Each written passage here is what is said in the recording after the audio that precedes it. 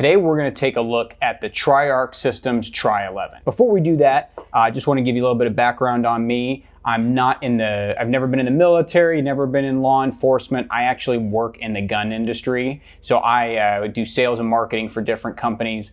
I am an average shooter, but I just like to collect guns. I like all different types of guns. And so I wanted to give, I guess, an insider perspective inside the industry of differences between different guns and what would make you want to buy them. Now, getting into the Triarc 2011, I'll just give you a little bit of background. If you don't know what a 2011 is, it's basically a double stack 1911.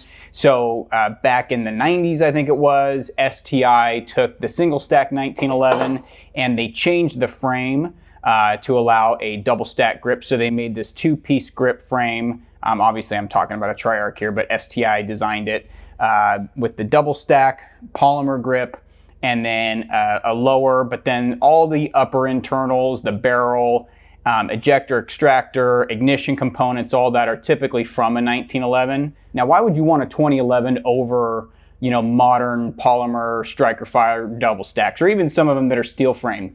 The number one reason that I like 1911s and 2011s is the trigger. Now, it's clear. The trigger, one of the things that is really unique about it is the trigger mechanism that John Browning designed. The way when you pull this trigger back, there's a bow that goes around the magazine inside the well here, and it pushes on a sear, and it causes that trigger to drop. Now, the reason it's so much better, in my opinion, than a lot of striker fire guns is because it's just very positive. There's a very well-defined wall. And I mean, the trigger feel on a good 1911 or good 2011, you're just not going to see anything like it.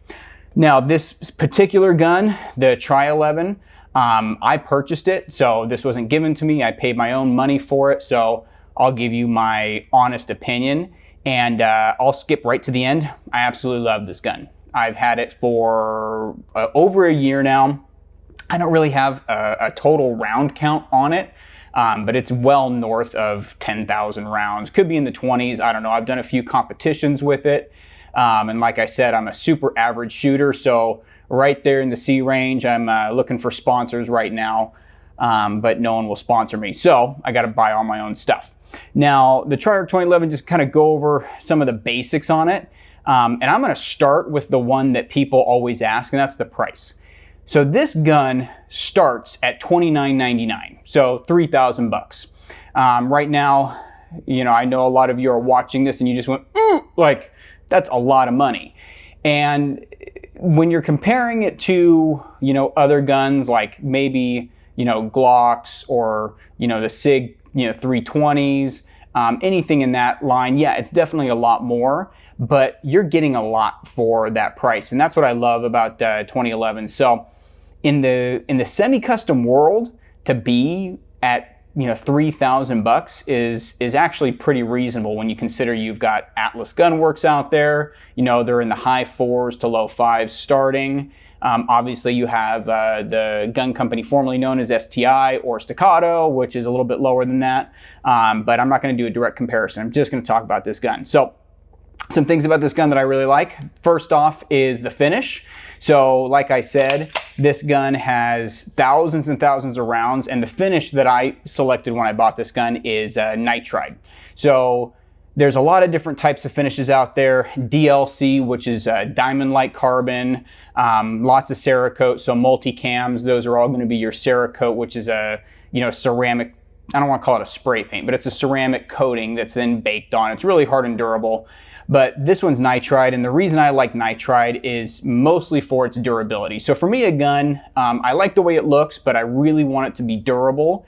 And this nitride, you can barely see any issues on it at all, if you could even see any. There's some spray paint on it because I spray paint targets, and obviously around the grip safety. This is a normal wear area where it's going to wear off the sides there. But the nitride, I mean, it looks almost brand new, and for thousands and thousands of rounds to have that is super unusual. So nitriding, I'm definitely a big fan of nitriding. Now the downside to nitride is that it's actually not a coating. It's changing the color of the metal of your gun, and they do that by It's a chemical reaction with heat and certain chemicals. It's basically a form of oxidation. So it's going to change the surface of your gun and make it black. It's not always super uniform. This gun is, but it does make the metal harder. So certain components you don't want nitrided, like the hammer, because if it gets harder, it can actually break. And these aren't nitrided, the hammers and the extractors, the parts that you don't want that. So what I like about the Triarc is they took a lot of time, and I've talked with Chris down there a lot. They took the time to nitride the parts that could do it, and then they didn't nitride the parts that shouldn't have that extra hardness put in. So now moving on to the sights. I really like the sights that they have on here. I think they're Dawson. I actually am not 100% sure. But they've got a nice ledge on the back for boot racks. You know, operators got to operate. And then up front, the fiber optic. And you know, the fiber optic front, that's really the only front sight that I like to do. Tritium's not, you know, I'm not a big fan of tritium. This is the third tube that I've had to put in it. So yeah, you know, the gun has gotten hot enough through some range sessions that the tube did need to be replaced, but that's easy. They give you extra tubes in the box. The trigger. So I measured this trigger using a pull gauge. You know, people call them fish gauges. I think I've got the Wheeler or the Lyman, one of the two. Average over 10 pulls, it was right around 3.5 pounds. And the trigger is one of the reasons that people get 2011s, is just that smooth trigger pull, that crisp break. I'm not going to grand thumb you and ghost it, but you know, you get the idea. Pull the trigger. I mean, the difference from a striker fired gun to a single action only 2011 is the fact that there is a very crisp wall, and if the trigger is installed right, and gunsmith installed triggers are the way to go.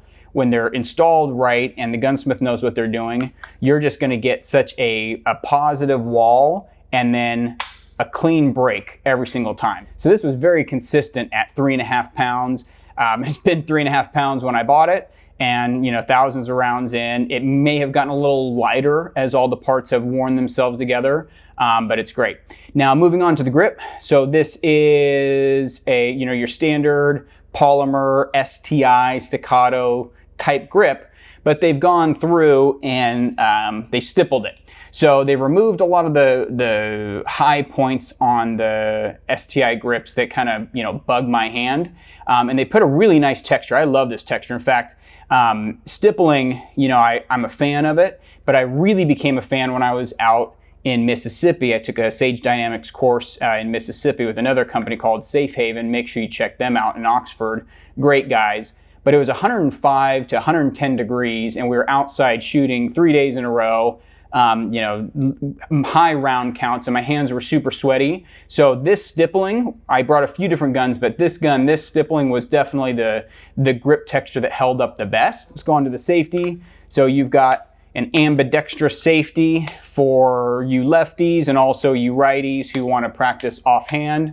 Very positive safety. Once again, gunsmith fitting on safeties is super important. They're using all high quality parts on this gun, you know, EGW parts, just the best stuff in the industry. So, I mean, great safety. There's really nothing to say about it. The fit and finish overall on the gun. Now, one of the things the companies I work for, we do high-end custom 1911s. One of the things that guys that are buying those guns are looking for, and gals, I guess I should say both, is they're looking for a really tight slide to frame fit. These are all hand lapped to be tight. So I was actually in there one time and Chris was hand lapping using some compound to get those, the frame and slide together.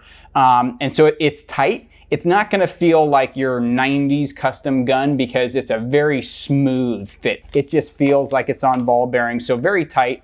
But a lot of people are gonna tell you that 1911s and 2011s suffer from reliability issues when the tolerances are too high.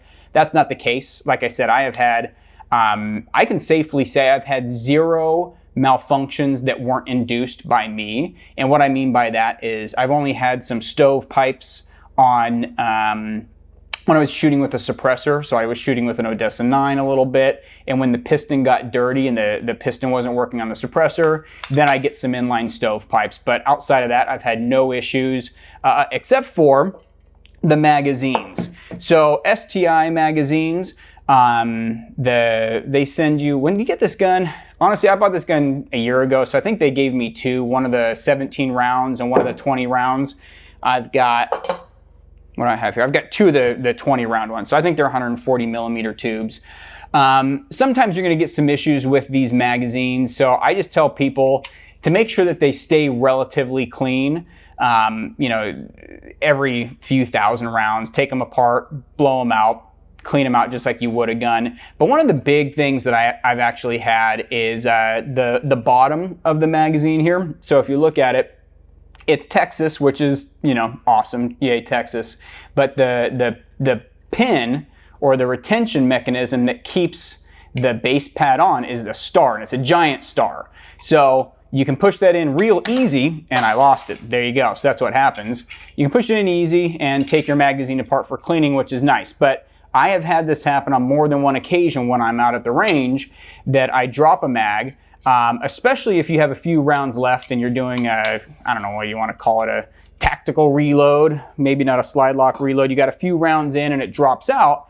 It hits the ground, it hits the little star, and boom, the magazine explodes, and I've lost parts before. So that right there is a perfect example of what happens. So the magazines, you know, they work well, but just make sure that, I don't know, I maybe replace the base pads with the MBX base pads.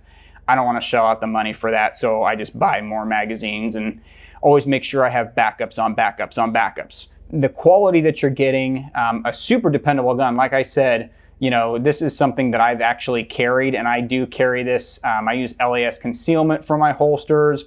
I've tried, I think I've gotten a tier 1, but the LAS, they work really well. Just make sure you get it with for the Triarc, because the tri-top here, if you order something for a staccato, you're not going to get quite as tight of a fit because the staccatos have a rounded top. The tri-top makes it wobble a little bit inside the holster. So, yeah, but yeah, I have no problem carrying this gun. I carry it with an X300U on it. I've carried it appendix, which is uncomfortable when you're standing up and, you know, very uncomfortable when you're sitting down. So I do that on a very rare occasion, but I absolutely love this gun. This is the case that I got it with.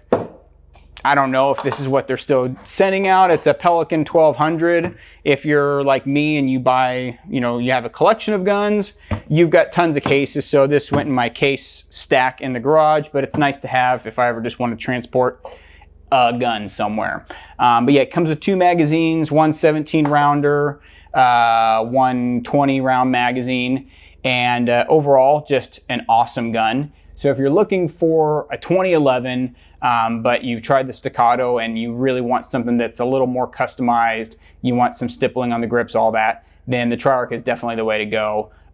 They stand behind their products and are super good guys too.